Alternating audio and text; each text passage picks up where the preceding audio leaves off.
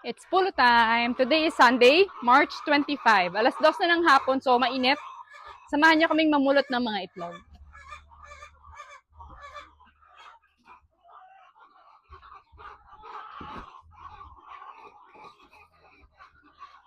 Namulot kami kaninang 11, so konti na lang siguro itong makukuha natin ngayon sa video.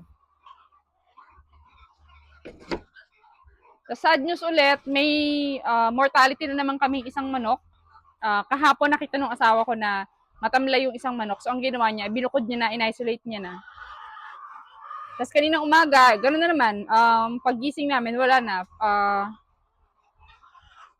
na siya. Kaya mababawasan na naman. Total na lang tayo ngayon ng 331 chickens.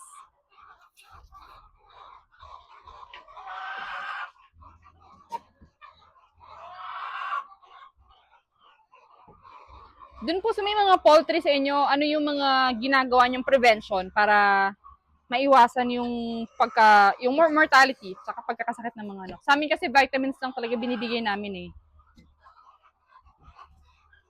Ayan, pa-comment na lang po if in case na may mga idea kayo para mas ma-prevent namin yung additional mortality.